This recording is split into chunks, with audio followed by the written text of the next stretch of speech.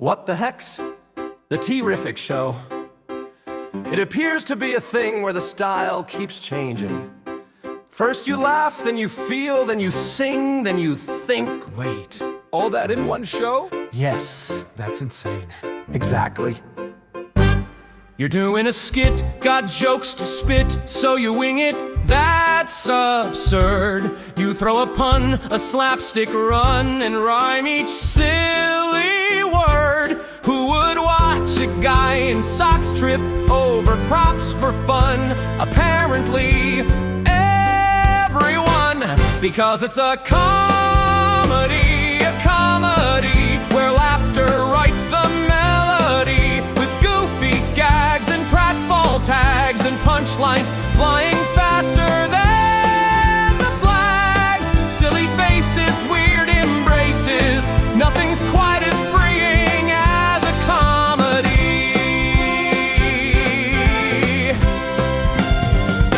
But what if the jokes get tired and the crowd's desire turns low? You grab a pen, you sigh again, and turn the lights down slow. Now hearts are breaking softly, the spotlight fades to blue. It's a balladry where words are painted tenderly with whispered chords and soft rewards and feelings floating gently through the chords. One tear, one true, one soul set free. That's the poetry of balladry. But wait, what's that sound? A beat, a groove, a key change born to move. We got rhythm in our veins, and the crowd begins to sway again. It's a musical, a jam so bright it's beautiful, with riffs that pop and hearts that bop, and everyone claps till the beat won't stop. Snap your fingers, feel that vibe. We're alive inside this musical. And when the music fades away and laughter's had its time, we settle down to stories told in meter, prose, or rhyme. For every giggle, every tear has led to something true. It's a chronicle of dreams that grow ironical, with twists and turns and lessons learned and tales that make your spirit burn. One heart, one mic, one soul to share. It's life retold in chronicle flair. A comedy, a balladry, a musical, a chronicle sincere. From laughs to feels, from beats to tales, the T-Riffic show prevails. Get a dazzling, heartfelt truth and giggle, show it all.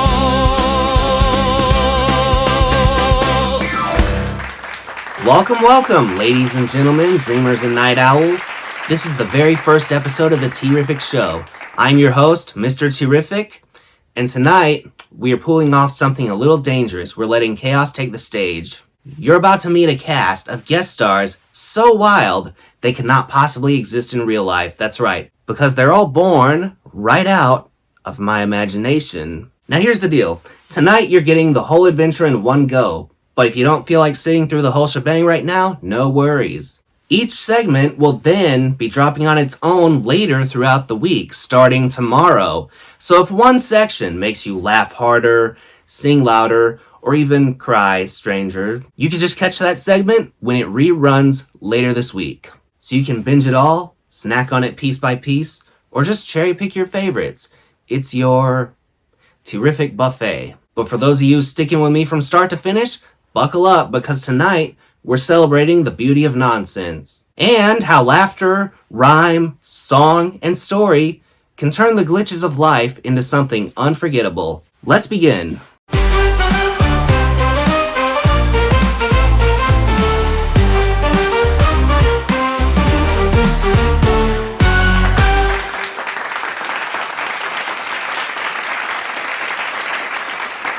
Thank you, thank you.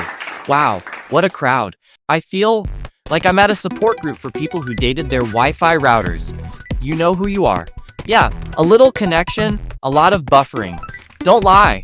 I see that look in your eyes. Guilty.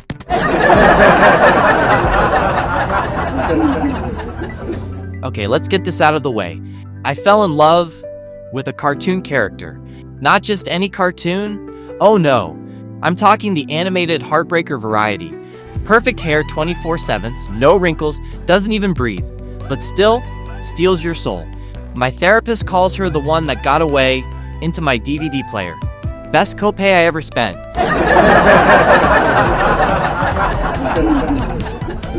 Dating a cartoon is hard. They don't text back. They don't answer calls. They don't even have fingers to swipe right. And you can't get mad because she's perfect. Literally drawn that way. Every time she smiles, my life insurance rates should plummet because my heart flatlines. People ask, Carl, how does a man fall in love with a cartoon? And I say, it's like every relationship I've had, less commitment, more explosions. She's got no responsibilities. No bills, no job, no car insurance. You think you know joy until you fight about who left the cap off the toothpaste. Then you realize she doesn't even have teeth. Win.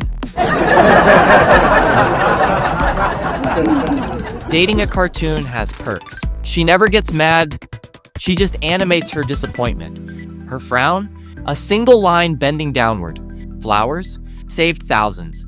Dinner dates? Non-existent. She eats nothing. I didn't even know if she had a digestive system. But hey, all my guilt calories are gone.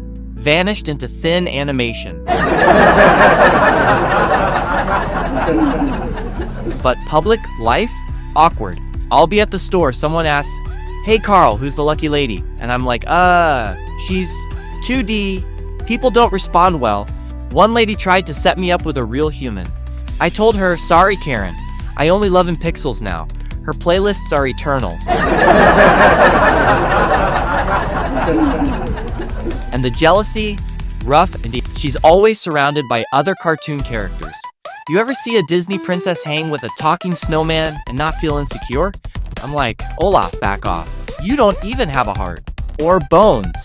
Stay in your lane, Frosty knockoff. Now you're thinking, Carl, isn't this lonely? And yeah, but it's glorious loneliness. Every time someone posts her picture online, I'm commenting. Sometimes writing fan fiction. That's right, romance and world building. Call me Shakespeare with crayons. And the worst part, when they reboot the series. I'll be watching old episodes, reliving the magic, then bam, they replace her voice actor. New style, new wardrobe. Suddenly she's wearing a hat I hate. And I'm screaming at my flat screen, why? She wasn't supposed to evolve without me. But here's the thing, love isn't about logic. It isn't about reason. So if you see a man on the street talking to a cartoon, give him a smile. He's proof that true love has no bounds. Or maybe it's just a drawing. Either way, thank you. Good night.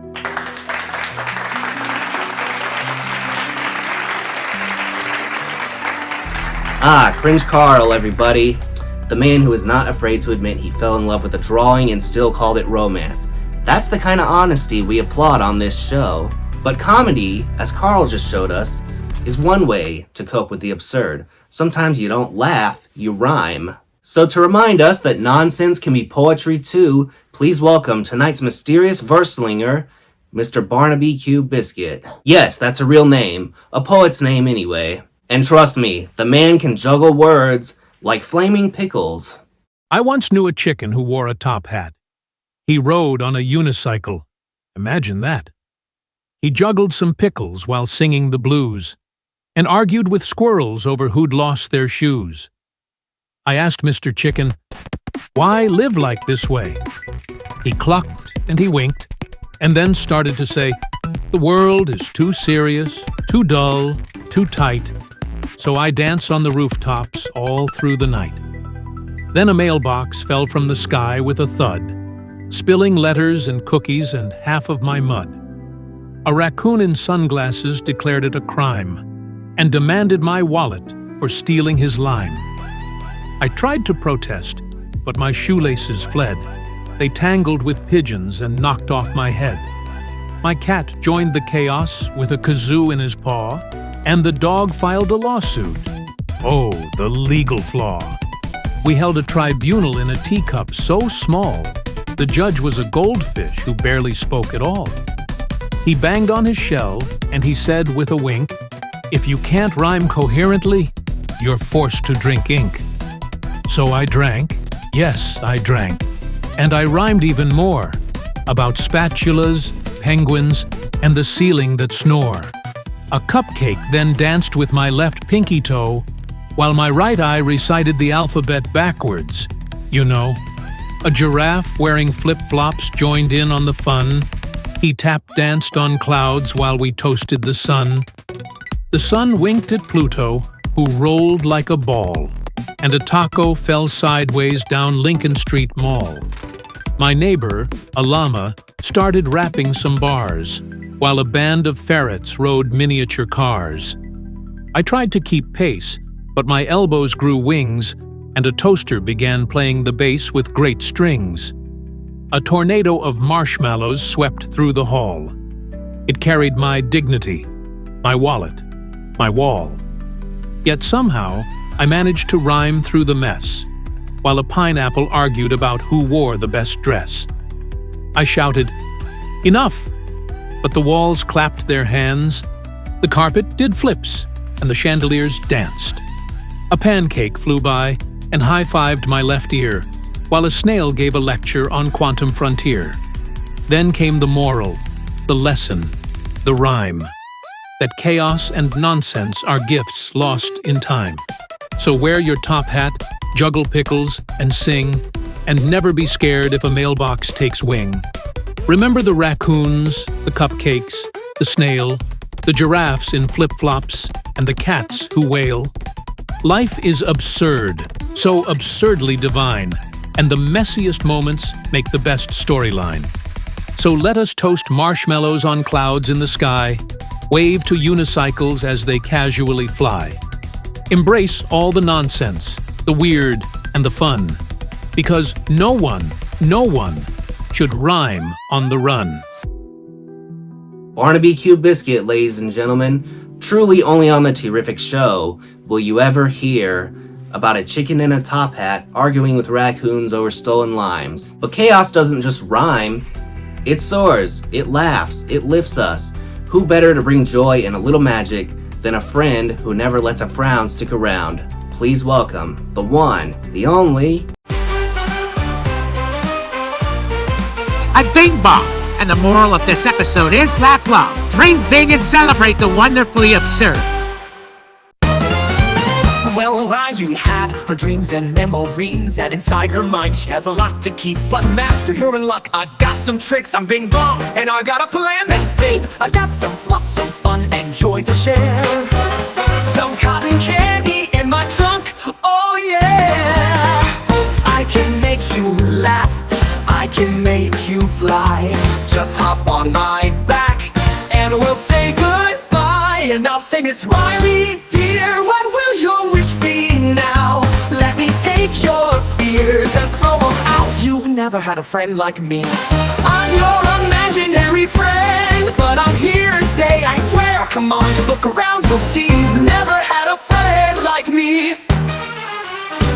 Yes, ma'am, I pride myself on bouncing. I can cheer, I can fly, we'll soar. Say what you need, I'll make you smile. How about a little more laughter galore? Take a ride on my balloon, go to the moon. I'll make you feel the fun, so come on through. You've never had a friend like me.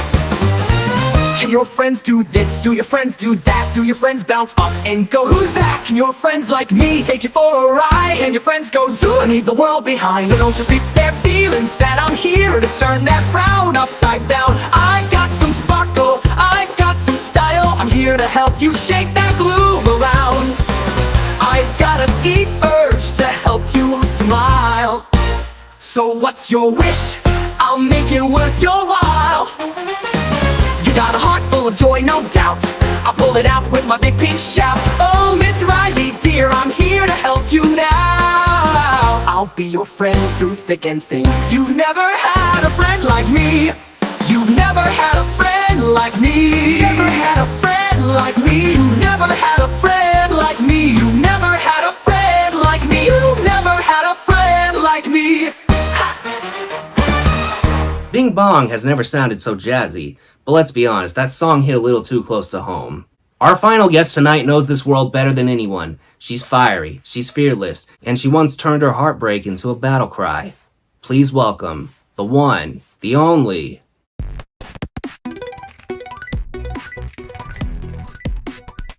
Okay, so, hi, I'm Pixel Phoenix, female, age, officially 16, emotionally 37, and I swear, this summer, it's been a full-blown disaster wrapped in Wi-Fi.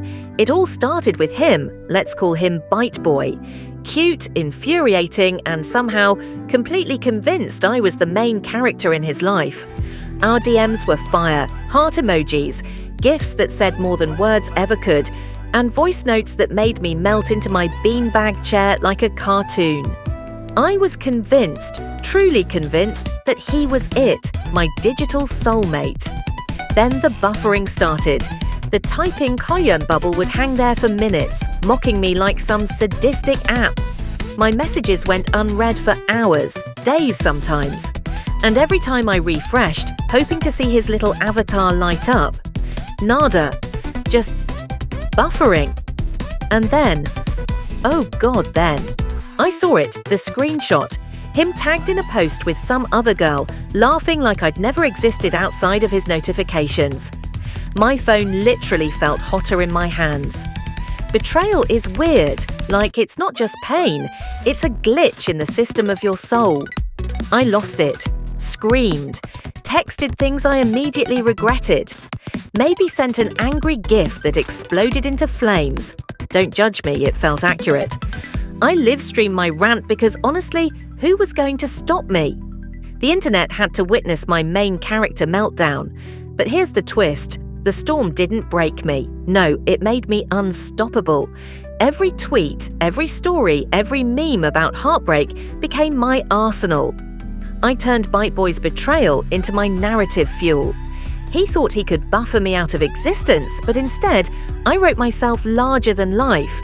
By the end of summer, I realized love online is messy, betrayal is digital, but my story, that's analog, eternal, and absolutely untouchable. So here I am, Pixel Phoenix, main character of my own chaos, laughing at buffering wheels and taking screenshots of life while everyone else spins in the dark. Well, there you guys have it, the very first episode of the T-Riffic show. We laughed at Cringe Carl, rhymed with Barnaby Biscuit, sang with Bing Bong, and rose from heartbreak with Pixel Phoenix. So what's the overall takeaway? Simple as this: life is messy, absurd, and often ridiculous. But comedy, storytelling, music, poetry, those are how we survive the glitches. The moral is simple: chaos isn't here to break us, it's here to shape us. So, that being said, laugh harder, rhyme stranger, sing louder, and when heartbroken, rise higher and brighter. I'm your host, Mr. T-Riffic, and this is only the beginning. Good night, and stay terrific.